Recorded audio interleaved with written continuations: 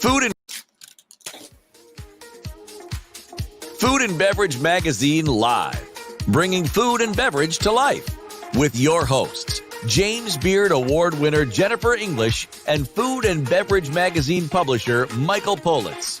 Featuring leaders in the hospitality, branded food and beverage, and CPG industries, many of whom are Jennifer and Michael's friends in the business, for an informal and informative conversation where friends in the business share the latest intel, ideas, and best practices. Live, juicy inside scoop from the tastemakers, newsmakers, bread bakers, drink shakers, spoon lickers, clam diggers, farms, foodies, and friends of the food and beverage magazine world. Here are your hosts, Jennifer English and Michael Politz.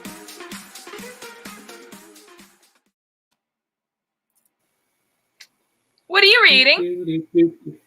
Well, I didn't know. Well, hello, neighbor. I didn't know you were here today. Hi, neighbor. What are you reading? Oh, I'm just reading a little excerpt from Food and Beverage Magazine's Guide to Restaurant Success and how to be the most successful restaurateur you can be. I've been hearing the best buzz about that. I haven't read it yet. How is it? Well, let me tell you, Jennifer English actually said that Food and Beverage Magazine's Guide to Restaurant Success is essential and an invaluable resource for any food entrepreneur.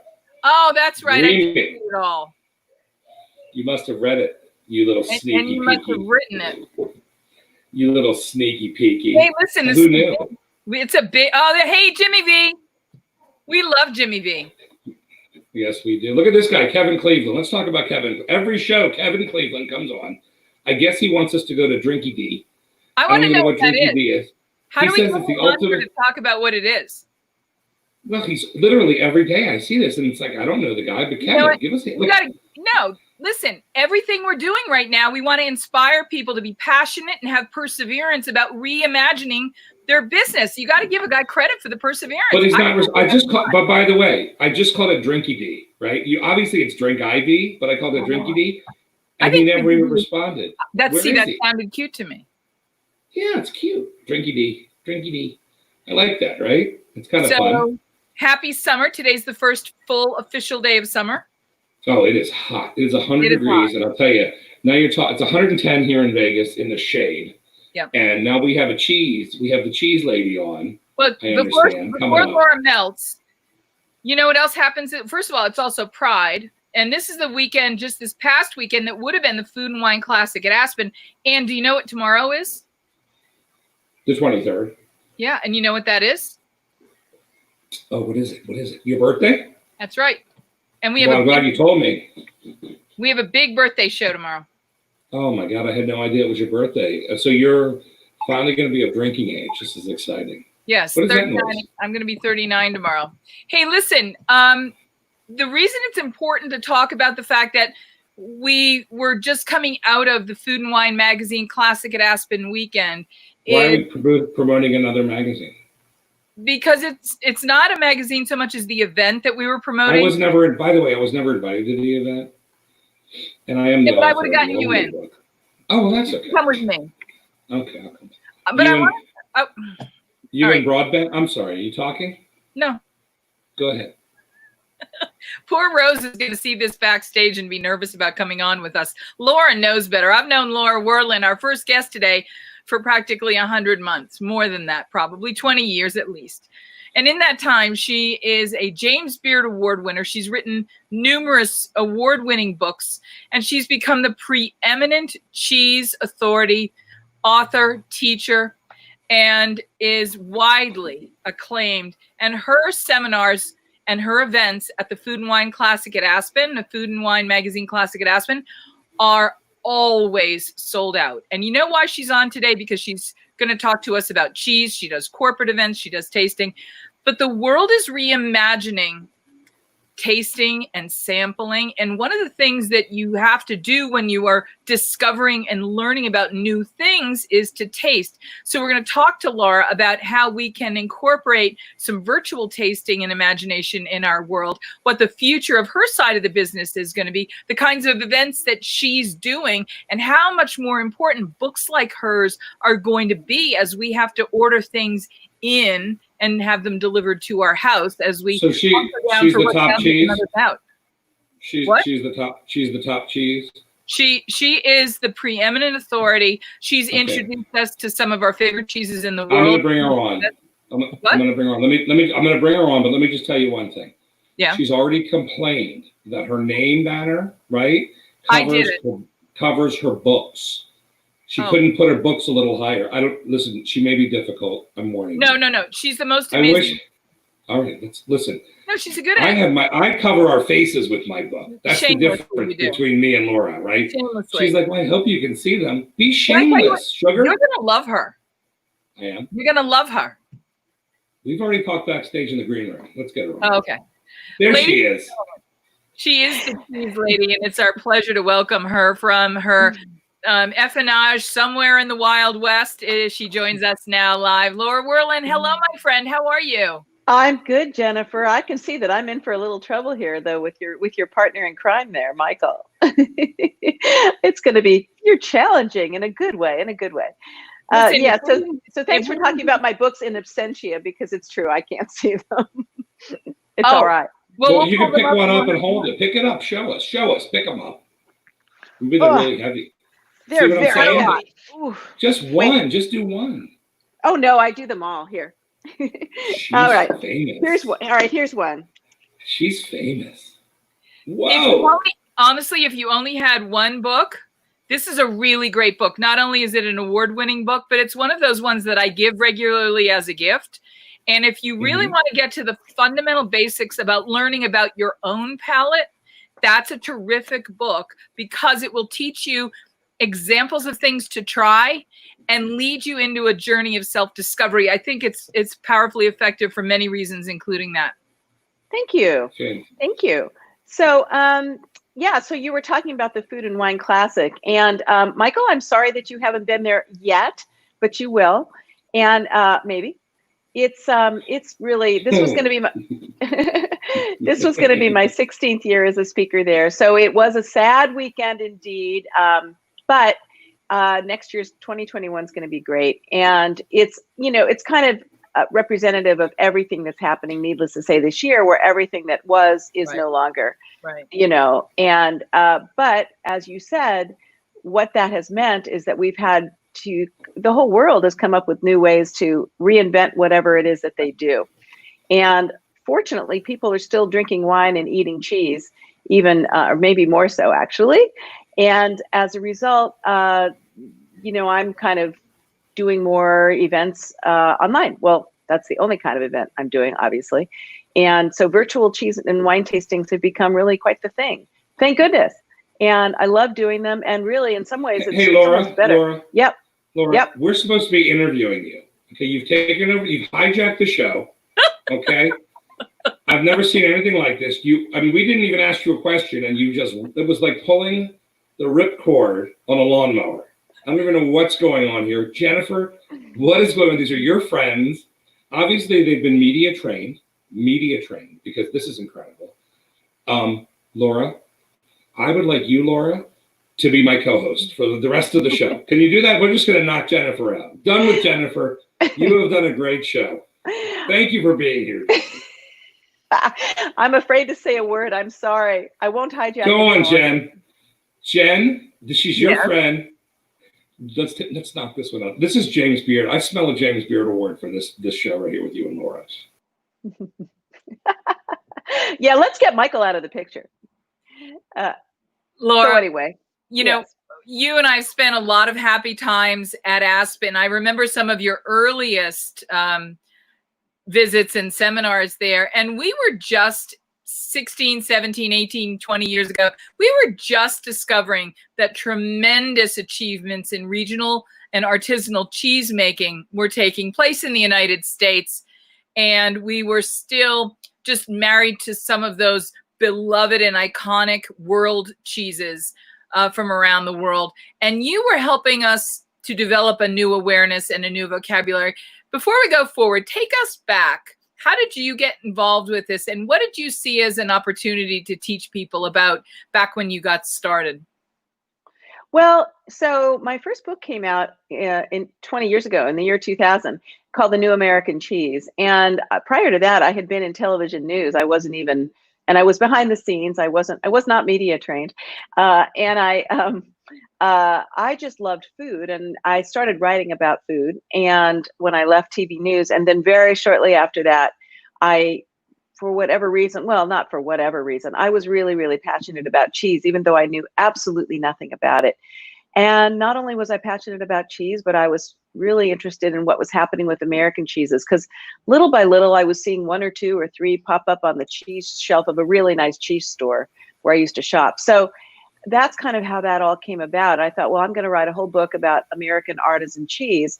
But when I told friends that I was writing about American cheese, they pretty much thought I'd lost my mind, because they thought it was going to be the history of craft or something like that. Well, yeah, because who doesn't love American cheese?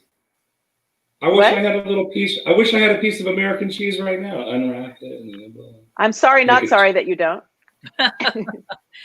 No, let's go back to there are companies that are now beloved today, from places like the West Coast in California, and then some upstate New York.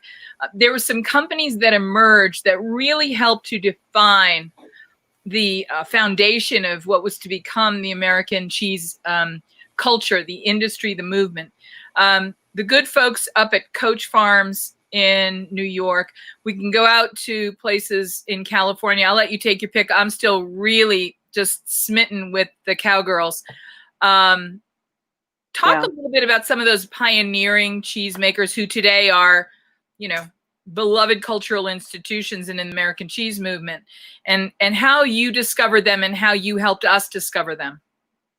Yeah, it's so funny. I mean, because back in the day, 20 years ago, there was this thing that somebody had heard of, but not me, called the internet, and so it was all done. I don't even know how I did it, honestly, when I look back, but basically, yes, there are some pioneers who really led the way, who are still making cheese now. For instance, there's a cheesemaker in Indiana. Her name is Judy Shad, and her operation is called Capriole.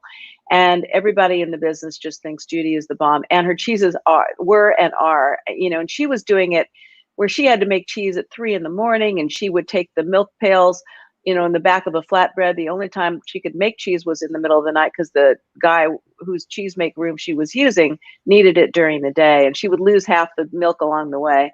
And those are kind of that's kind of a typical story of how hard people had to work not that long ago to make their product. Another pioneer is well known and well loved, particularly in the Dallas area, but beyond, Paula Lambert, whose mozzarella company. Right? Yeah, is iconic. And then Mary Keene, whose name not everybody knows, but her company, Cypress Grove, she created a cheese called Humboldt Fog. And many people know Humboldt Fog and think that, to me, that's maybe one of the most, if not the most iconic American cheese, the one that really people do know by name and really love. And I'm one of those people. There are many. The Humboldt Fog is like the Sam Adams of cheese. It just changed and revolutionized everything, and it's now beloved, and everybody knows it and loves it. I have a really simple question, because this is a category that everyone thinks they know, because we either eat pasta or we eat pizza or we eat a grilled cheese sandwich when we're young and we're introduced with some crackers and a party. What is cheese? How do we define cheese today? It's milk and it's enzymes and it's salt and it's cultures. Technically that's what it is. But do you mean, how do we define it in terms of what we might serve today versus what we used to? Or is that what you mean? Quite literally, it's a milk product that is treated, and the art of the cheesemaker comes into play once you take those simple ingredients, and almost every cheese is made out of those same ingredients. So you can argue, how is it that the world is filled with extraordinary cheeses just waiting for us to discover, that all start out essentially with the same ingredients? Yeah, well, the way I like to explain it is that when you think about baking, there are 9 million recipes for chocolate chip cookies. And so the art comes in in the proportions, maybe adding an ingredient that another chocolate chip cookie maker isn't adding. You know, there are a million ways to make a chocolate chip cookie. Well, there are a million ways to make cheese, and it really is it is, you know, the old adage, a blend of art and science, but it truly is. And when you think about it, even just what the cows or the sheep or the goats, whatever, that wherever the milk is coming from, are eating makes part of the difference, you know, in terms of the ultimate product. Cultures are the usually dried substance, if you will, that end up bringing out the flavor in the cheese. The art, another part of the art comes in the aging of the cheese and what happens in the aging room. There are many factors that go into making cheese the way we see it on the shelf. But yes, it all starts out with the same very humble, very, you know, fundamental ingredients. And what the cheesemaker does with it is what makes it special. So many of us go to some of our favorite places and specialty stores to discover cheese, but there's so much less of that happening today. And we want to keep discovering and we want to keep learning. And so there are places like, let's say, Whole Foods and Trader Joe's, some of which we can buy online. How do we know how to go about living a robust, exciting, and discovery-filled cheese life when we can't go to the store and have a taste anymore? What advice do you have about this moment in time, about buying cheese online, and where do you send us? Where would you send us and suggest we go? Well, you know, there's nothing like tasting, but what you can do and what you could always do is buy very small amounts of a cheese and bring it home and taste it. And if you like it, you go buy more of that, which is really a good way to buy cheese anyway. You don't really want to buy more than you need for the next couple of days, ideally. Now, if you can't, you know, if it's impractical to go back to the store every other day just to get cheese, then, you know, you're going to need to invest more. So really, there's no substitute for tasting. But I know that for some people, that's not good enough. So then another way to learn is you have a conversation with the person selling the cheese. So you can still go to Whole Foods and you can still ask them questions about the cheeses you're seeing in their shelf, and no, you can't taste it. Now, Trader Joe's, there's no one to ask. I mean, there might be, but generally speaking, it might not be as accessible in that way. And so what I encourage people to do is to think about the cheeses they like already. Surely they know one style of cheese they like, whether it's cheddar or brie or something else. And look for a cheese that literally looks like the one they like, or might even be the same name, but not the same brand they know. And again, you know, get as small a piece as you can find and start tasting. So another thing is, you know, if you like really rich things, forget about cheese, but just foods, then go for cheeses that have the word cream on them, you know, double cream or triple cream. Or if you like salty, go for the harder cheeses like Parmesan or blue cheese, which is known to be salty. So you kind of have to get away from labels in a way and look at the cheese and see if it's appealing to you and given your general tastes, and take a little bit of a chance. In terms of having cheese come to your doorstep, I have been doing events, virtual events, and many of them, I've had the cheeses come from igourmet.com, and I'm a big fan of them. I had not worked with them before, and their cheeses, they're fantastic, and they've been around so, you know, a long time, and they've really perfected what they do. We've been big fans of theirs for a very long time. Well, I'm glad to hear it. And then another thing I want to bring attention to, because it's another way to get cheese now. There's a movement afoot called victorycheese.com, and they're trying to bring attention to American cheesemakers who are really having a hard time during this period because their restaurant customers are gone and right. Other outlets. So Victory Cheese has all these places you can buy these little boxes of cheeses that have been assembled by people that really know cheese, and those can come to your doorstep too. And I would highly, you know, you're sort of doing good and getting good cheeses in the process. Having an expert curate something for you is the ultimate lesson and luxury. Have you started curating cheese selections for customers and readers yet? Aside from what's already in your books? Right. No, I haven't but yet is the operative word. I might I might do a Victory cheese box of my own. I haven't done it yet, or just my own curated box. But no, I haven't done it yet. Think I should? Yes. And you know who's coming on this week on Wednesday? We're going to talk to the team from Truffle Shuffle. I don't know if you've ordered anything, but they're actually doing cheese plates and cheese boards as part of their delivery boxes. And then they're going so far as to give you a cooking class to work the ingredients, to present the ingredients. So it's a very interactive experience. And it really, in some ways, people are saying is the future of food. So maybe there's something there. Listen, before we let you go, and I know you had a short amount of time to be with us today, and I'm very grateful you're here.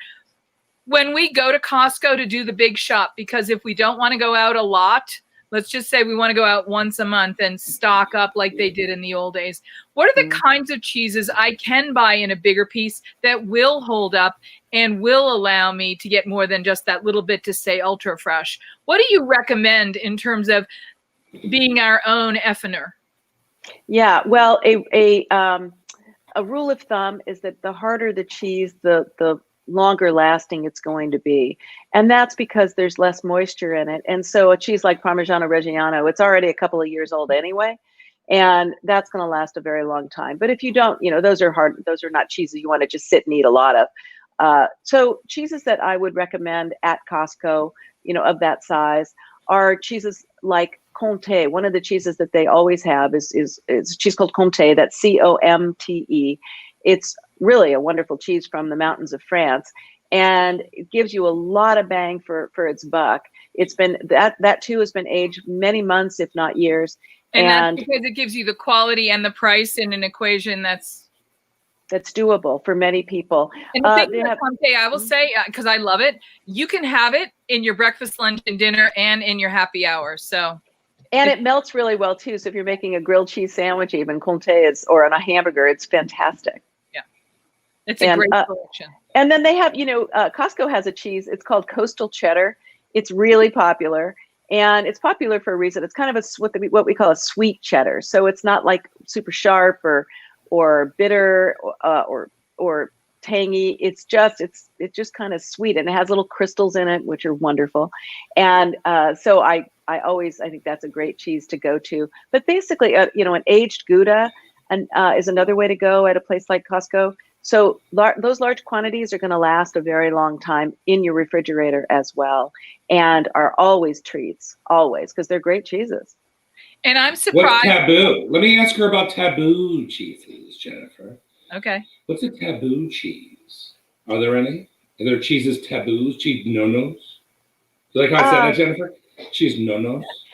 There are cheese etiquette sort of questions or ways to be. So, for instance, if you're at a party and there's a cheese, a brie or something out, which has that, what we call a white bloomy rind on it, a lot of people will dig the center out and leave the rind behind. I do not recommend that. That's rude. Rude. Isn't that rude? Totally rude. So when I get my sweet potato pies, I do that. I take out the center of my sweet potato pies. Well, we're going to talk about sweet potato comfort in just a minute with our next guest. But Laura, before we let you go, I've been on the hunt for a cheese that you and I you introduced me to it. I credit you with introducing me to it in California.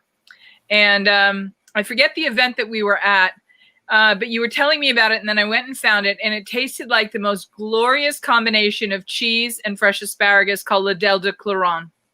I can't always find it now. If there are cheeses that are cheeses from our travels and our memories that we want to find, what is the best resource for going and finding things like that? Well, Google is a great one because you can find La Del de Claron, but not always, and probably not even less so now. But I will tell you that there are, well, more than two, but two in particular come to mind. Cheeses made right here in the U.S. that are just as good or better than La Del de Claron, but similar in that they've got the bark around the outside that kind of confers a woodsiness to the cheese. So a cheese called Harbison, made by Jasper Hill Farm, is very similar to La Del de Claron. and another cheese, and quite easy to find. And they make a big version actually at Costco, for Costco. And so that's not going to last quite as long, but it's really terrific. And the other is a smaller farm or place made by Firefly Farms in Maryland, and it's called Mary Goat Round Spruce Reserve. It's a mouthful, but literally and figuratively. And it's actually a similar cheese, but it's made with goat's milk and not cow's milk. So, but as far as finding cheeses in general, like I say, you search in your browser, and then again, call your local cheese shops. They'll, if they know the cheese, or even if they don't, but they know they have customers that want it, they'll very often just bring it in. So that's really the best way to get it to your doorstep. Laura, do you look around at the cheese world that we now live in and just feel happy and proud because you've had such an enormous influence and role in giving us the gift of this glorious gooey moment? Well, that's really nice of you to say. I don't take any more credit than anybody should, any other cheese person does or should, just because, it's kind of a confluence of things. I mean, 20 years ago, I really thought American cheese was going to be a happening thing, and it was.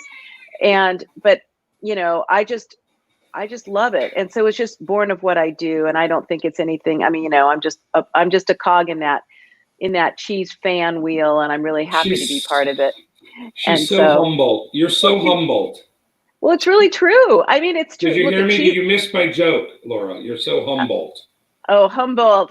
Yes. And I'm in a fog. What can I tell you? God, there you go. There she is. There she is. Laura, as I look out at the Golden Gate Bridge here. Yeah. I know. What's your latest project? What's your latest book? Well, I don't have a latest book, but again, I'm doing these virtual things. So tomorrow night at 5:00 Pacific time, I'm doing a virtual tasting with wine.com and with Silverado Vineyards Wine. And so we're going to be talking. Emmerich? What? With John Emmerich? Is he still there? John is still there, but I will say hello. That's nice that you know him. He's but instead of another mother. Oh my God! Name dropper. I know. You know what? I have to say, I'm very impressed. John is definitely still there. He's celebrating his 30th year as winemaker at Silverado Vineyards. He will not, however, be the guest. Instead, it will be Russ Weiss, who's the president of Silverado Vineyards, and totally entertaining and a terrific guy and very knowledgeable. And so he and wine.com and I are going to be talking and tasting. And I encourage anyone to go to the site, wine.com site, and go under virtual events, and you'll see it. And you'll see that the cheeses I've chosen are all very generic. It's nothing special. It's cheddar, and it's Gouda, and it's goat cheese. And that looks sideways. And it's a cheese like that. That's a cheese called Pleasant Ridge Reserve, made by Uplands Cheese Company in Wisconsin, which is a fantastic example of the great American cheeses being made here.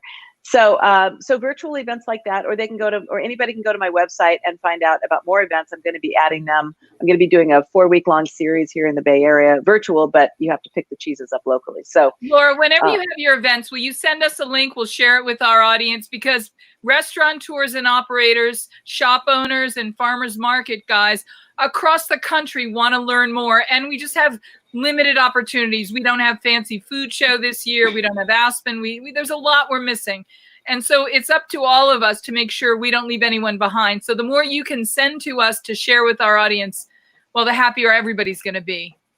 Thank you. I would be happy to do that. And I appreciate that. And it is true that everybody's looking for new sources for things and ways to kind of spice up what they can do. So happy to try to help if I can. And part of the reason we were super reaching out to you and excited to get to talk to you is because we love John. We love the wines of Silverado. We love this particular event tomorrow night. And we wanted to use this as an opportunity to remind everybody that is in our audience that this is the kind of thing that could basically give you the template of having tastings among your friends. Even if you don't get to be in the same room or even around the same picnic table 6 feet away, this is the kind of thing that's at this point in our quarantine, a real refresher. And I was just so thrilled to be able to pull this all together and have you on with us. So thank you. Well, you're so welcome, and thank you. And you're exactly right. People can have their own parties at home with Zoom or whatever technology they want to use. They can have parties together, and everybody has the same thing on their plates and in their glasses and have a great time. So anyway, thank you. I appreciate your having me on. Thank you, Laura. And don't forget. And by the way, Laura. Yes. I just want to tell her it really was my idea to have you on, so I'm not sure what Jennifer's saying. But we're gonna let her go with that, okay? Just let her look, she knows. Let her just go with that, okay, Laura? Thank She you. always likes to steal my thunder, that thunder stealer. Cal.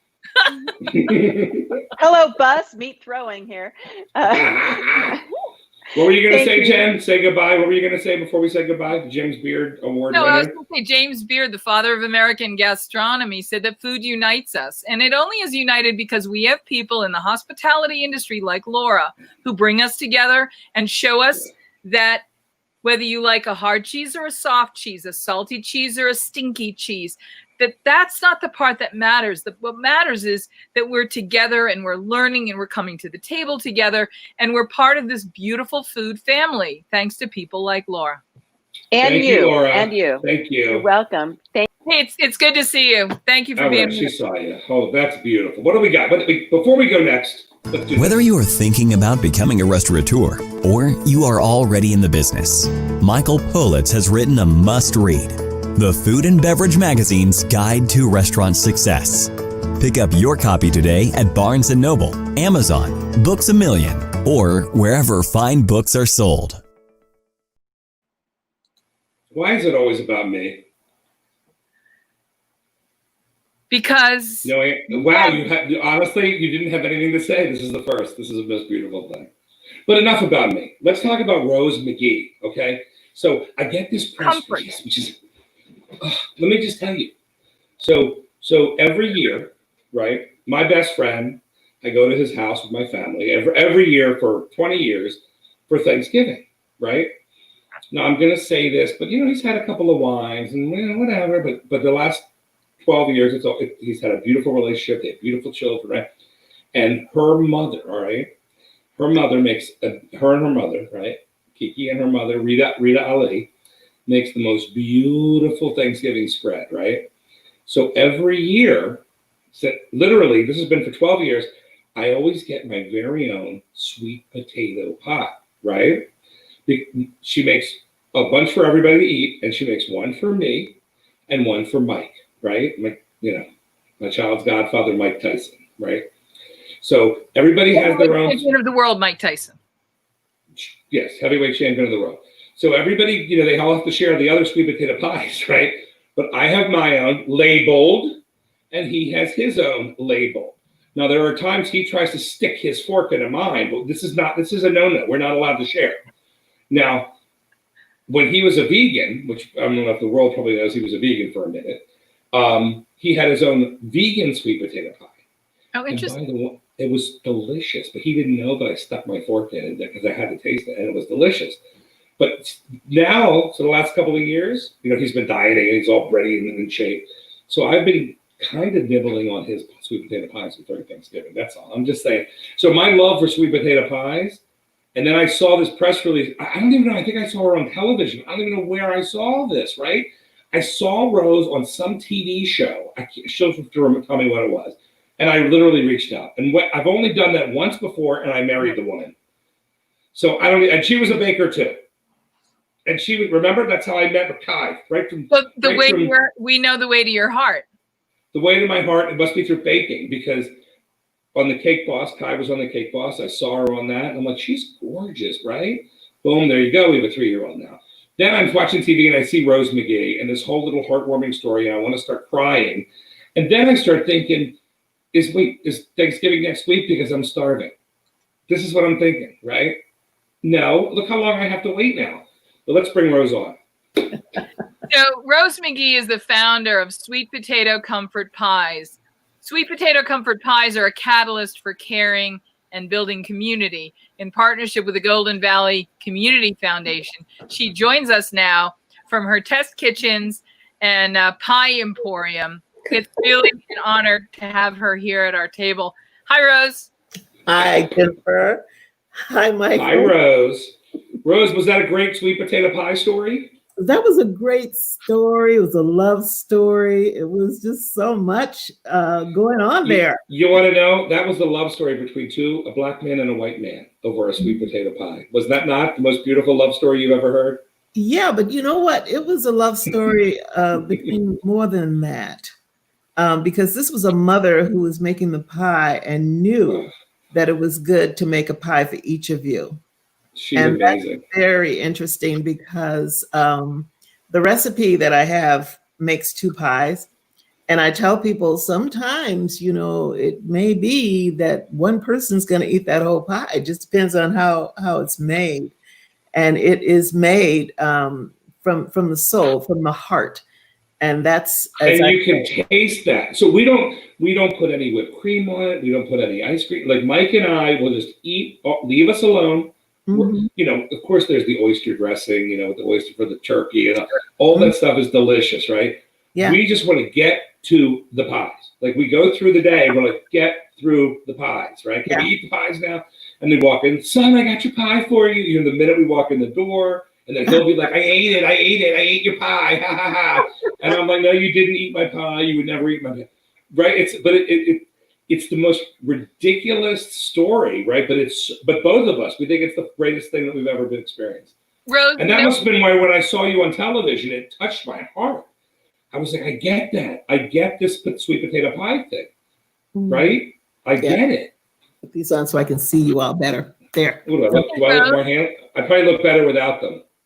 That's what the girls say. Yes, Jennifer.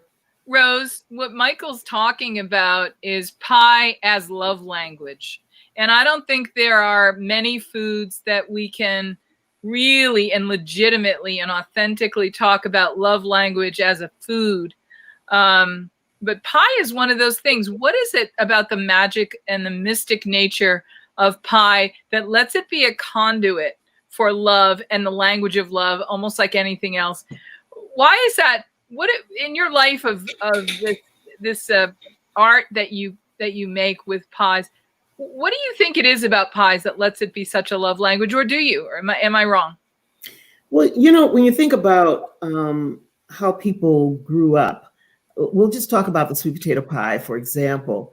If people are poor and don't have much, and they have to pull together what they have in order to make it special, you take a product like a sweet potato pie, and you think about, all right, it's the basics, but if you make something special out of it so that the mundane meal that is considered just for poor people, now you've got this extra little thing, a sweet, if you will.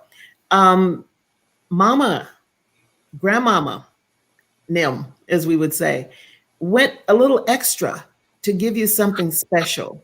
So that is certainly cultural in this regard as it pertains to the sweet potato pie.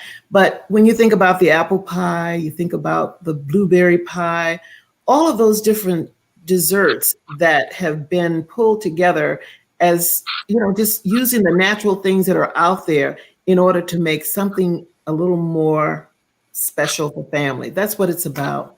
Is there something about the intention that's required to make a successful pie that calls upon that transfer of the love? I mean, all cooking requires us to take our soul and open it up and put our heart and our magic into whatever it is that we're cooking. But is there something about the intention required to make a successful pie that enhances that? I would say in this case, again, I'm going to talk about the sweet potato pie. It takes a little time, takes a little extra time. And when you know that you've taken a little extra time, that's special. It implies that I really care about you. I'm not going to just throw up anything and give it to you. I'm throwing up something that's really special. And pie has a way of doing that. I mean, anybody could say, well, so do biscuits. That's probably true too, but that's the power of food, if you will. And you know that because you've got a whole show around it. And what I've done is just taken the one. I'm not even big on cooking, but I just do the one thing. And I try to make sure that people understand that with that one thing, this sweet potato pie, it's deeper than just, here, take this. It's deeper than just go to the store and pick up something and throw it in the oven. No, we're making them from scratch. And we're putting our souls into it. Will you talk about the sweet potato comfort pie approach? Well, you know how it started, right? I mean, years ago. No, we want to hear everything. Everything Well, we want to hear. You want to hear everything? Years ago, I used to sell the pies at farmers markets, and one of my dear friends, who's also a James Beard awardee, Sue Zellickson. Do you know Sue? Isn't she awesome? Completely. Well, yep, Sue Zellickson and Linda Quinn, who has a couple of places here in town. They're the ones who encouraged me to start selling the pies. And so I did at the farmers markets, but I was still working full time. So here I am working all day full time, and then literally up all night Friday night so that I could be at the market by 6 o'clock in the morning on Saturday mornings and Sunday mornings. And after 2 or 3 years of that, it became very exasperating. But then I started selling them at a Midtown Global Market that opened, and it wasn't quite as many hours. But what I discovered at the end of the year, I really wasn't making money. It appeared that I am, but when you start looking at cost of the products, because it's quality products that go into it, and the taxing of the body, whew. So I stopped doing it. And then Ferguson happened a few years later.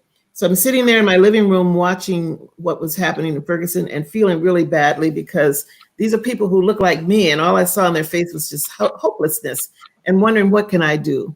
And I do believe the Lord spoke to me. Something spoke to me and said, make some sweet potato pies and take them down. And I'm thinking, you got to be kidding. Make some sweet potato pies and take them down.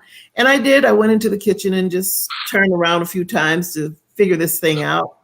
And I obeyed. And so I loaded my car up a few days later with about 30 pies. And my son, Adam, went with me, and it was quite a journey. By the time I got there, the first wave of protesting anyway, had stopped. And it was just stillness in the air as I stood there by Michael Brown's memorial site. And there may have been silence, but the grief must have been thick as cream cheese. Oh, definitely. It was very thick. Oh, yeah. It was very thick. And and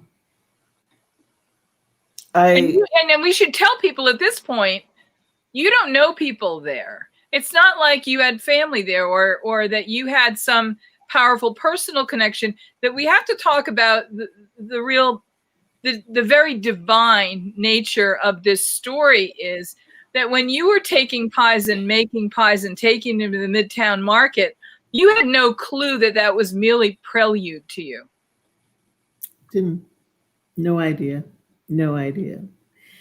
It's the whole journey has been divine. And I appreciate you acknowledging that, because sometimes it gets overlooked, and I realize, like I said before, I've never been big on cooking, and I didn't call this pie. The pie called me.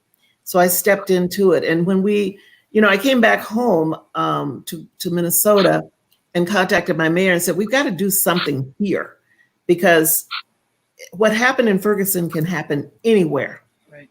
And it has. And if we can begin to build relationships with people, that can kind of help bridge some of this stuff that we've got going on.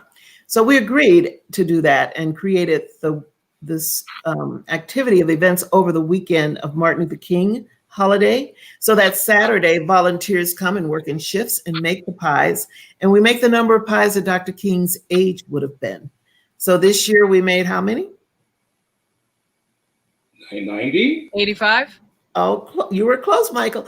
91. We made 91 this right. year.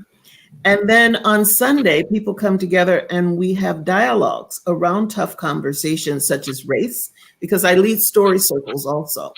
And then people also have conversations around who they'd like to gift those pies to. And so if there are 4 or 5 people in a circle, they'll tell their story about so-and-so and so-and-so. And then they say, you should take that pie because. And that's how the pies go out into the community. Wow. Well, along the way, Charleston happens. And my friend Kate says, well, I think you should get some pies down there. I said, I think you're right. No idea how we're going to do it, but we did. And we ended up taking pies down to Mother Emanuel AME Church and served them. And later, you know, we were trying to get ready to get pies to Orlando after the shooting, you know, in the nightclub. And then, boom, all sorts of things started happening right in our own yard and just everywhere. So it was very interesting to see Philando Castile right here had been killed. And several other people across the country were killed. And we didn't know what to do. So we just decided, let's just stay home and focus on home for a moment. And that's what we did. And it's just been, you know, one thing after the other, which is so sad to hear about our society. But we ended up taking pies out to Tree of Life, you know, to Pittsburgh. And those pies, I learned a lot about how we're to be culturally respectful, because those pies had to be made kosher. They had to be made in a kosher kitchen. I could bring nothing from the outside. So I worked with some children at the Jewish day school, and we made pies. And then the pies had to be blessed by the rabbi and sealed by the rabbi, and off they went. And then Wendy and I flew out there. But also, well, how were those? Did they love those? Because being a Jewish man and loving my sweet potato pie, I'm thinking they loved those pies. They did. They loved because those that is pies. Nothing like we grew. I mean, obviously, you know, coming from Eastern Europe before that is not an art. We don't know. My mother never made that. My grandmother never made that. My great grandmother, they would make these, you know, the German recipes or the Polish recipes, and you know, a little more savory things. And Jennifer understands that. When it came to like desserts, it was more Danishes and you know that sort of thing. Mm-hmm. So when I first had that first bite of a sweet potato pie, that goes through your body like a lightning bolt, like a lightning bolt. Well, yes, and I always get emotional telling some of these stories, so pardon me. I had a Jewish woman tell me just a few months ago, older woman, she said, the reason we never got into pie making is because to make good pies, you have to put lard in it. And of course, you can't use lard. And they don't use lard, right? I said, well, you don't have to have lard in it.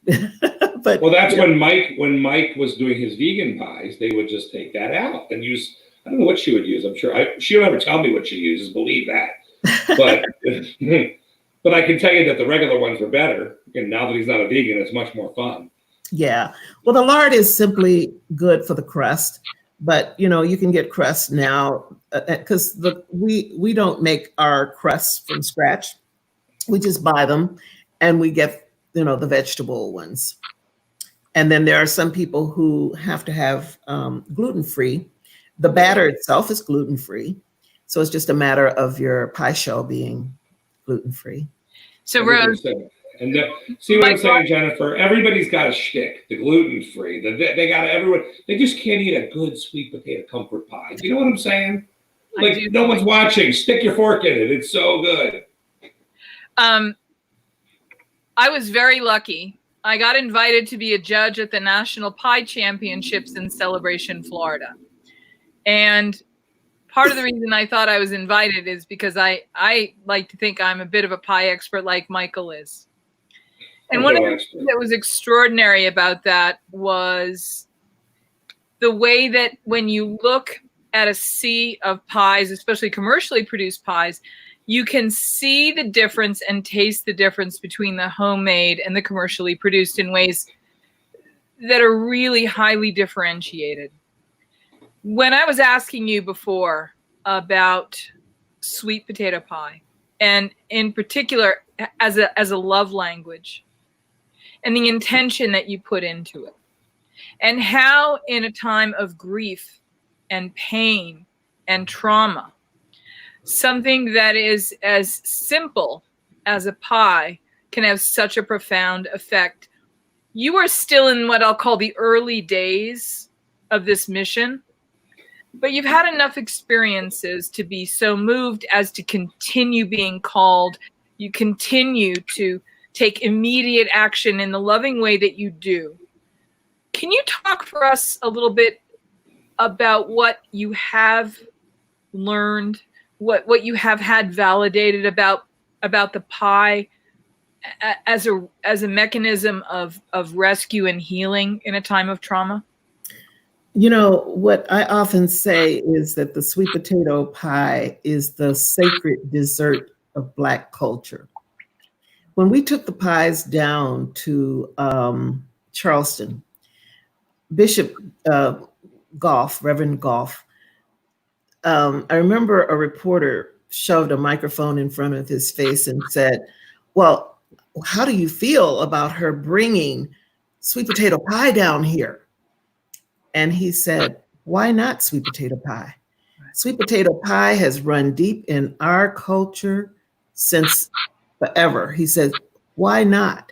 And this is a very painful time, so it's needed right now. And I thought, he gets it. He understands. That's it exactly.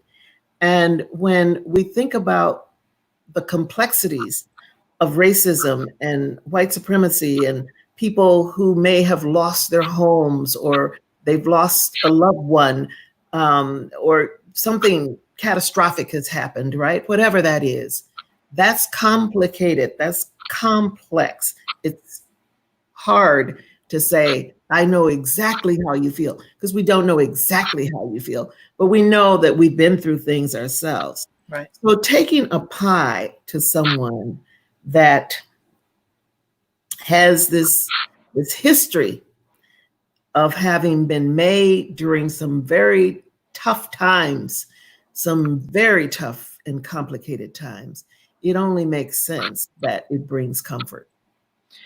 Will you talk for us a little bit about some of the technical aspects of the actual pies themselves? When you go into a grocery store, you'll see some things called potatoes, sweet potatoes, yams. There are orange, garnet, deep orange, practically pale yellow. They'll call them white sweet potatoes. Mm-hmm. They make very different pies, but you use what you have and you use what you can get. What are the best sweet potato pie potatoes, sweet potatoes or yams to use for a good sweet potato pie result? Well, I want to go back to say I started writing a book years ago on the history of sweet potato pie. Excuse me, just the history of sweet potato pie. And I kind of put it aside and never got it finished. Maybe now I can get it finished. Right? I'm going to help you finish that book. Okay. Rose, we're going to do that book. Okay, let's do that book. But now the Minnesota Historical Society Press is publishing a children's illustrated book. And it's not the history of sweet potato pie, like Michael and I are about to do.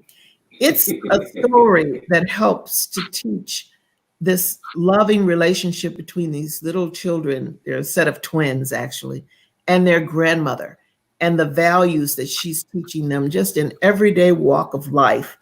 And, you know, and it's called, okay, nobody make a sweet potato pie like our mama.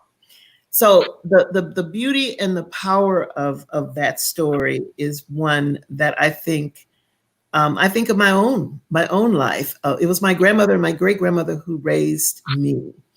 And they made these pies. I have a TED talk, by the way. It's a TEDx talk, and it's called The Power of Pie. And I talk about my great grandmother and how Grandma Allie didn't drive. And so we're living in the rural South. That was a long time ago. But every time she felt a need to get something to someone, whether they were sick or if somebody just had a baby, she'd make a pie, sweet potato pie, put a piece of cloth over it, and she'd take me by the hand and off we go. But one of the things that she taught me, there was a woman in our community named Miss May, and she was albino. And that's very unusual. You know, here we are in the country, this albino person, I didn't know anything about albinos. I only knew that as children, we were all afraid of her because she didn't talk. She was different. But my great grandmother taught me a lesson one day. She made her pie and took me by the hand, and I figured we were going to somebody's house that I considered to be normal. But we went to Miss May's house instead, and I was terrified. But my great grandmother just took me by the hand, and I'm holding on to her leg. I can remember it so plainly. And we went on inside. And she did what you probably would do, Michael. Miss May took the pie, got a spoon, and she just scooped it out and started eating it and started smiling. Mhm. And all the way back home, I just remember how different I felt. And from then on, I wasn't afraid of Miss May. But you talk about relationship building. That's powerful right there, and a powerful lesson for a child to learn, because my great grandmother knew she needed to do something to help me understand that there was nothing wrong with this person. And that's what I want to see more of with our pies, in a way that people can begin to realize that everyone is human. We are all sharing the same what? Putting a smile on someone's face is one of the most loving, humane acts that could possibly occur. It's true. It's true. It's a real, it in and of itself is a divine gift. Now let's talk about Patti LaBelle's sweet potato pies that you can get at Walmart. Have you tried those yet? Oh, They're actually delicious. whoa. Let me go back. I never did answer. My daughter tells me I do this all the time. I digress from the original question. But yes, there are a variety of sweet potatoes. They're all sweet potatoes. It's like apples, right? There are a variety of apples. Certain apples are better for this, certain apples are better for that. So the same with sweet potatoes. When I grew up, the sweet potatoes were deep colored anyway. It's the richness of the soil. We've gotten away from so much of that, right? But the orange ones, that's the traditional sweet potato. That's good for pies. The deep ones, the deep red ones, the red garnets, as they're called in some places, those are also very flavorful. Some people like to use the white ones, and that's okay. But they're very mild. It's very mild. I tell people those are good to put in your pot roast, but you know, it's still okay. And some people like to use them, but not your average Black person is going to use the orange sweet potato. And by the way, in the history of sweet potatoes, again, some people say, well, no, it's got to be yams, and others will say, no, it's got to be sweet potatoes. They're all sweet potatoes. But the word yam derives from the word ayami, which is a West African word. And so you have these folks who were brought over involuntarily to be what? Slaves. Well, around the Louisiana area is where somebody started using the term ayami, but you know how it is in the South, over a period of time, it gets dropped and it became yam. Wow. So that's a part of the history there. And no matter, you can be in certain places where maybe they'll call them sweet potatoes and they'll call them yams. I can remember when I used to sell them and I'd buy them, and I used to say to the produce person, why are you selling these potatoes at different prices? Oh, well, these are sweet potatoes and these are yams. I said, but they're the same. Look at them. Look at them. Well, we have to go according to how they've been shipped to us. So it's very interesting to see how that works. But everybody's eating sweet potatoes now, so naturally they cost a little bit more because you know they are very healthy for you, and they become very popular as fried. And using fresh ones as opposed to a canned pumpkin. If you're making pumpkin pie, using fresh makes a difference. It does. And when I give out the recipe. Oh, what a cutie. Hey, Dad. What a cutie. Hi. I tell people it's important that you use fresh sweet potatoes and pure vanilla and pure lemon, unless you go outside and squeeze lemon juice into. Oh, can I tell you the story about when you said the National Pie Festival down in? I got to tell you this story. I don't know if you knew who John Michael Lermer was, but he was a very good friend of mine. John Michael Lermer was a fantastic baker, and he used to go down to the Pie Festival every year, and he was a guest because he appeared a lot on the Food Channel. And one time I was someplace and he was there and he tasted the pie and he says, you've got to go with me. You've got to go. And you've got to have your pie on in the contest. Do you know, it was so pathetic, I couldn't even get beyond it. All of the write-in comments back that this pie doesn't quite taste like pumpkin. it's not unusual to be a pumpkin pie. And I'm thinking, It's not a pumpkin pie. I think it was a pumpkin pie. Clearly, we said sweet potato. So I got dinged. My pie got nowhere because they perceived it as a pumpkin pie that had a strange flavor. Listen, we're so glad. Let's get down to some hard stuff before we let you go. You know, we had hoped we could schedule you on Juneteenth last Friday. That kind of fell through, but it gives us an opportunity to keep the conversation going. What city are you in right now? Golden Valley, Minnesota, which is 10 minutes from downtown Minneapolis. And right now, that feels like the place where the earth cracked right open. Mm-hmm. Will you tell us a little bit about what's going on where you live? I would say it feels like one of the places because this has been going on for a long time.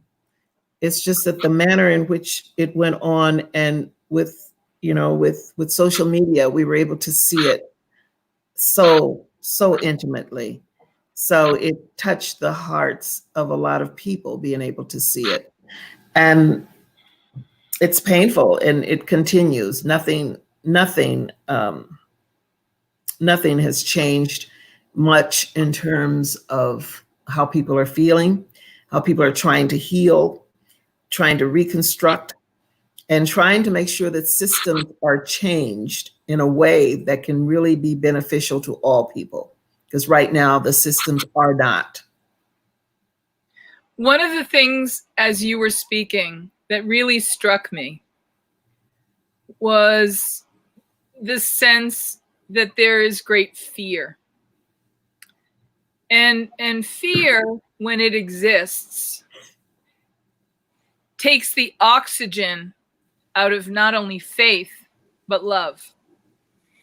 But love is the only thing, and faith, that is going to eradicate the fear.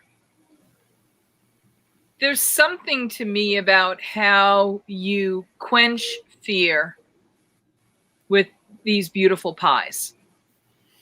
And that the act of what you do, this divine mission you have, is part of the healing of the divine traumas that occur. These are not ordinary traumas that urge you to act, because frankly, there's murder every day, there's discrimination, there's trauma, there's tragedy every day. But there are these sacred moments when you recognize that there's something very divine about the trauma that's being experienced that calls you to go and bring your pies and make your pies and heal people and connect people. Will you talk about that for us? Well, I don't know that I can pinpoint that. I don't know that I can pinpoint what it means.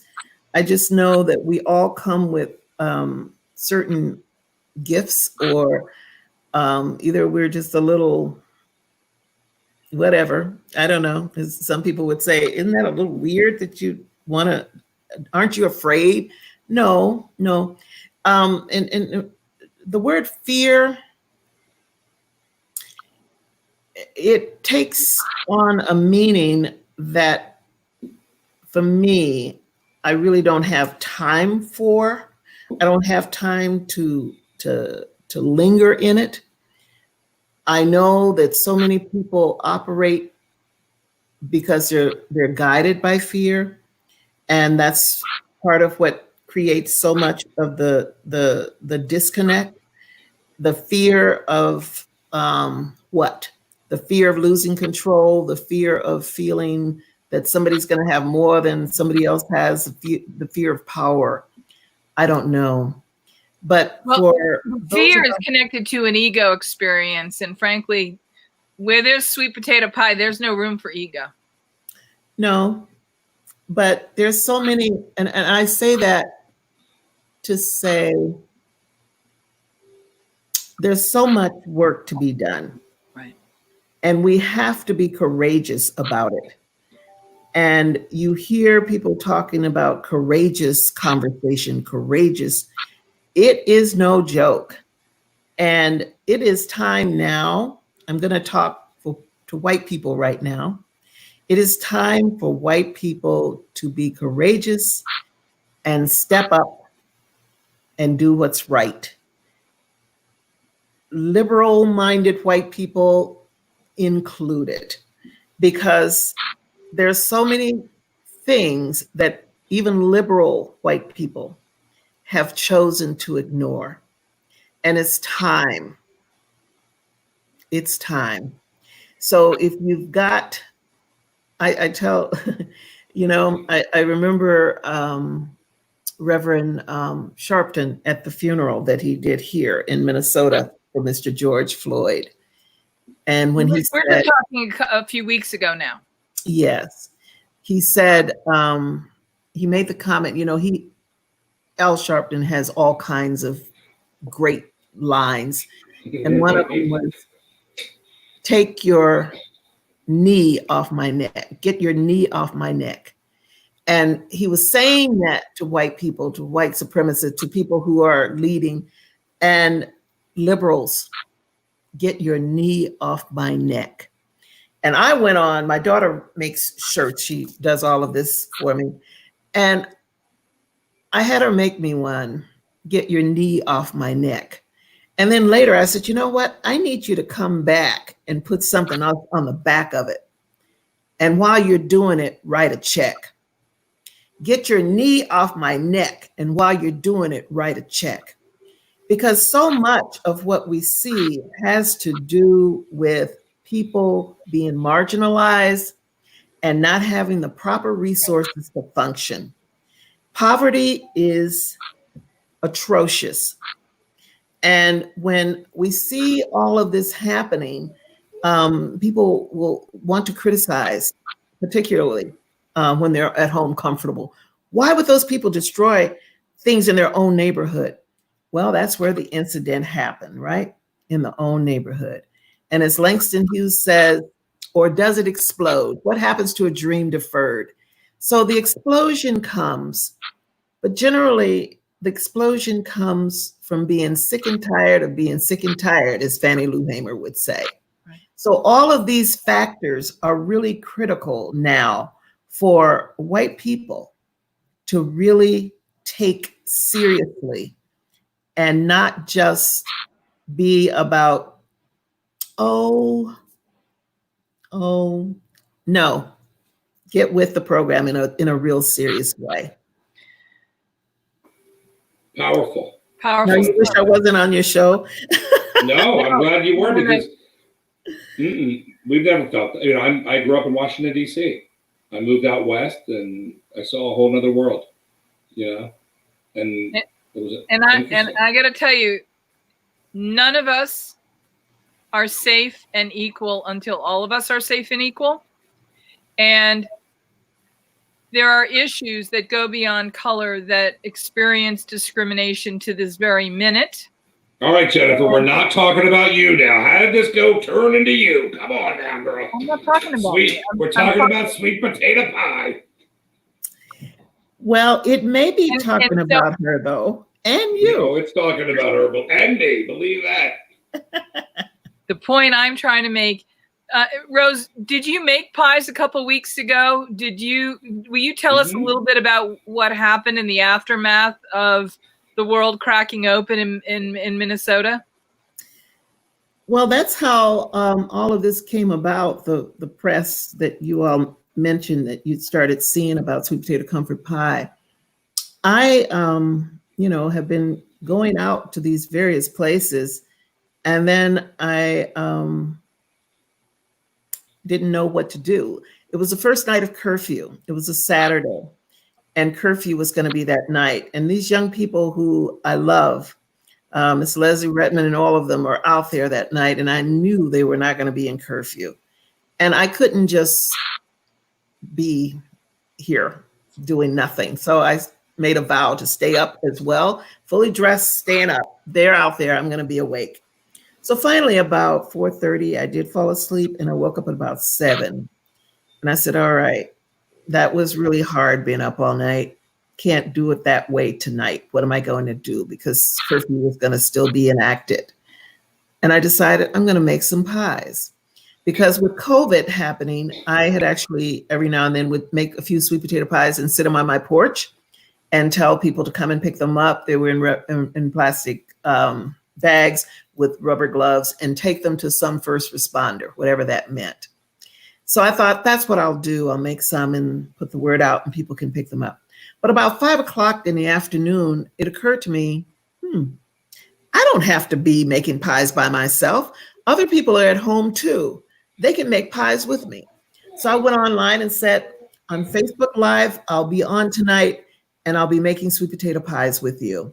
And then tomorrow, we're going to take them out. And that's what happened. I had a caravan in front of my house the next day, and we drove over to the memorial. I told the folks with me, and I appreciated them trusting me. I said, I'm not sure who we're going to gift them to. We'll have to see. And it took a little while before it finally happened. We realized they needed to go to the volunteers. And one of the ladies with us had asked a volunteer worker, and it was an African-American woman that she'd asked. And this lady was so ecstatic over the fact that she was getting a sweet potato pie. And she showed us her tan line because she'd been out there all day and she was hot and she was sweating and she was honored that she was getting this pie. So that's what we did. And that's kind of what became the news of our doing this. And then we did it again Thursday night, because I've always known the importance of Juneteenth and the significance of it. So Thursday night, I went Facebook Live and had people make pies and said, tomorrow, Juneteenth, take them out into your communities and share with people this need for justice. And that's what people did. So tomorrow night, we'll have reflections. That's another thing too. I like people to come back and talk about their experience and what did that mean to you? And now what will you be doing differently? So there are all these different levels to the work. Thank you. Now let's find out Rose, what do you do every day? Do you work? What do you do? What do you do that you have time for this? We want to hear about, because most of the people would think, oh, Rose must be a baker, right? Jennifer, she must have a bakery. But no, I don't think that's the case. It is not the case. If anyone wants to fund getting my kitchen up to code to cook right here in my kitchen, I'm for it. I work for the Minnesota Humanities Center. Every state has a humanities. Sure. And I really am honored to be working there, especially right now, because we are about having these conversations and, exploring curiosity and just connecting and being a catalyst. All of that is right there, a part of who Minnesota Humanities is as well. So that's my day job. You know what I'm thinking, Jennifer? We need to introduce you to Raghav Eiler. Do you know Raghav Eiler? No, who's that? He's in Minnesota, and he's a James Beard Award winner. He's won multiple prizes. He's a chef. He's the inspired culinary teacher. He's had TV shows. He's won Emmys. And his latest venture is called Pizza Karma. I've heard of him. Yes, We're going to introduce you. He's wonderful. And he may do some fun stuff together. He is all about spices and Indian food and cuisine. And I mean, he'll send you on a trip down, I don't even know, Alice in Wonderland down the rabbit hole with literally just cumin, right? With a little coriander seed. Like, taste the 40 different flavors of this. Well, you know what would be wonderful, since I still have your airtime, I'm what's called a Bush Fellowship recipient. I don't know if you're familiar with that or not, but in Minnesota, South Dakota, and North Dakota, there's this thing called the Bush Fellowship. And Bush is the name of the man who was one of the founders of 3M Corporation. Nothing to do with the beans or the president or the beer, but it's Bush from Archibald Bush, who was one of the 3M. 3M is headquartered here in Minnesota. So they do a lot of philanthropic things. And it took me a long time to finally get a Bush Fellowship, but I did last year. One of the things that I really wanted to do was to pursue more understanding of food culture and the power of the culture of food and how it is impacting our society. So that's the journey that I was treading until COVID, and I can't tread anywhere at the moment. But that's one of the things. And certainly, have you talked to Barbara Harris about this? No. There are so many people I need to talk to. And how about James Beard Award winner Michael Twitty? Have you talked to him about this yet? No, but Michael Twitty's book is laying right there, if you can see it on my coffee table, because he's who I want to reach. And if you've got a direct link to him, let me know. Rose, we got a direct link to everybody. You do, don't you? Okay. You're going to give me a James Beard Award? I don't have a direct link to that, but I think you'll win your.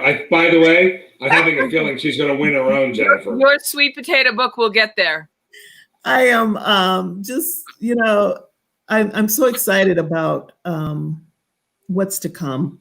And I know, and it's because I believe in the power of this pie. I do. And I believe the power, all I can say is we keep our eyes on the pies. We keep our eyes on the pies. And I say the batter is in the batter that matters. And one pie at a time. So Rose, whatever you can do to just bridge people through one pie at a time, it works for me. The other thing, Rose, that as you're talking, and maybe you've done this, and if you haven't, forgive me. Sometimes I just have to say what might be the blinding glimpse of the obvious. I would love to see you put out a call for every family to conjure up their own sweet potato pie tradition and recipe. There is a recipe from every family reunion. There is a recipe from every family, from multi-state families, from families that started in one town on one street, wherever you're from, in the South, in the North, wherever you're from. Conjure up, find it, and then share it with your family. We want everyone to reclaim those wonderful sweet potato pie recipes, because that's going to be part of the tapestry of healing as we all go forward. That's right. And see, you're all up in my book right now, because when I started writing that book, I really was going around regionally and collecting recipes. But I really love this approach a lot better, particularly now. So, because that's the legacy. It's the legacy of the recipe that gets handed down from those moments. Because whether we can talk about the Thanksgiving table as an edible ofrenda, where we put out the dishes that were the favorites of our ancestors and our family members that are gone. There are places in our culture and our lives where the foods we make, eat, and share are those very things that keep that continuity from the past, the present, into the future. But in particular, when we're talking about the sweet potato pies, we talk, of course, about Thanksgiving, but there's not a time where we could say, oh, that's sweet potato pie day. Right? It's not like you have to do it at 4th of July, or you have to do it for family reunion, or you have to do it for any one event, date, or occasion. There was a time, I'm going to imagine, where people would make these sweet potato pies for what were traumatic moments in their time and place. Absolutely. They would have been enjoyed in celebration and in sorrow. Yes. They are as sacred as any recipe that any family is going to have and pass down. And if they're not being passed down, let's revive that. Let's rediscover them. Let's have everybody dig into the recipe box and and go get that recipe. Michael, where did you, who is this person that makes these beautiful pies for you? Mama Rita? I'll share something with you. Oh God, I don't think you should do that. It's like talking. I feel like I'm talking to a brick wall right now, Jennifer. Literally. Mama Rita makes them every year. I wait 365 days to get that pie, and then I got to wait another 365 days, Rose. I'm sure she'd make them if I asked in the meantime. If she sees this, oh my God, I'm going to get pie galore. Well, she goes, honey, don't worry about your diet. You just eat that pie. I'm like, you know that? Yeah. Jennifer, what? What are we doing, Jennifer? We're on the air. We're live. I literally am working on a project right now where I have, like so many people do, these kinds of cards. 3x5 cards, splattered and stained. Some of them beloved, handwritten. Yeah. Beautiful. From our nanas, from our grandmothers. Desserts, pies, things with ridiculous names like Hawaiian meatballs.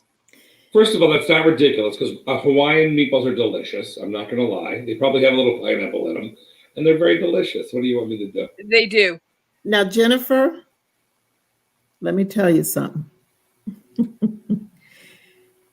When I started collecting those recipes, do you know how many of them were written down that I got from people? Not one single one. I knew it. I knew it. They're up here. It's up here. And when I first started this, I didn't have one written down. And I had to create this thing, that label that goes on with the ingredients and the stuff, the fat and the this and that. And that's the first time that I actually sat down and wrote out what it was.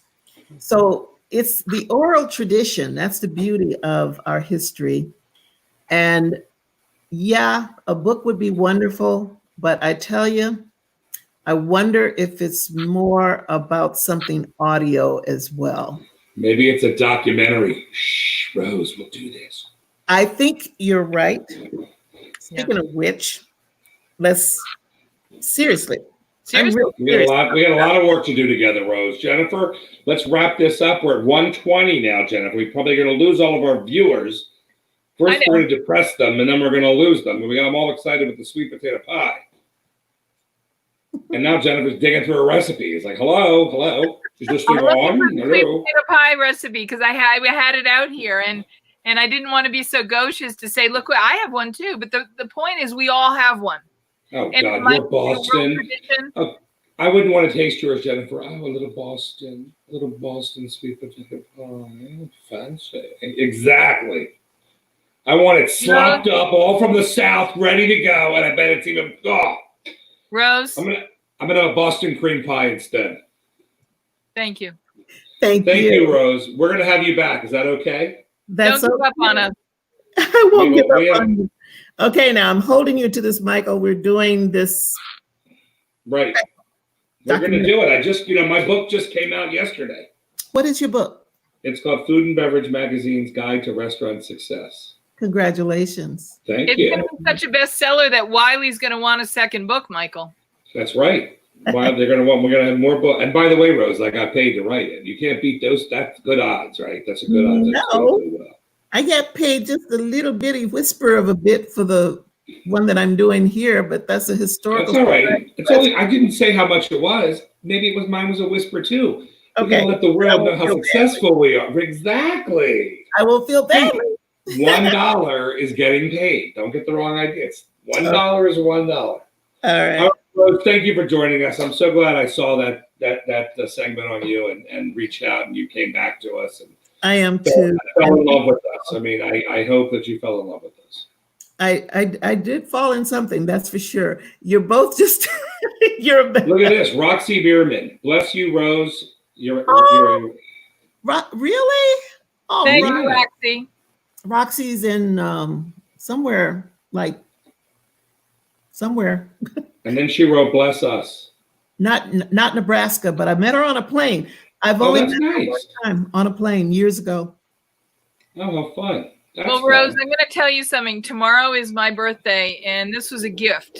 You have no idea how much I've By the enjoyed. way, this was my gift to you, so now you don't expect anything because I brought you Rose to talk to. See what I'm saying? This is how generous I am to you. Generous. I am expecting the birthday cake that you served at every restaurant you've ever had. My birthday cake that I served? Okay, I'm tied up tomorrow. Thank you, Rose. We'll see you Thank soon. you, Rose. where You are, know, Rose, thank you. and Oh, God but bless she's still talking. Let's bring her back. what city are you in? Tucson. Well, I'm in Jennifer's Tucson, in Tucson, and I'm in Las Vegas. And I don't Okay. want to see you in Vegas, Rose. So I'll come to you. Oh, thank you. We don't want to Take see care, Rose in Jack. Vegas. We're going to come to you. Please do. All right. Thank you, Rose. Thank Rose, you. thank you. She's a blessing, isn't she? She's amazing. Oh, here was And you know what? Roxy. Creston, Iowa. Creston, Iowa. Hey, Roxy. All right, so I have to say thank you for this amazing show today. Yeah. I'm comforted. Because when we go back to reimagine and reinvent the world that we closed down when the COVID hit, we have to remember that part of this mission that we have is this sacred mission. Hey, Jet. All right, Jennifer. We'll see you tomorrow. Hug your Let's get kids. out of this Hug your place. blessings. We'll see you tomorrow. Thank you, and fare thee well. Oh, that didn't work, Jennifer. What happened to my special little thing that I do? Oh, here I it is. know.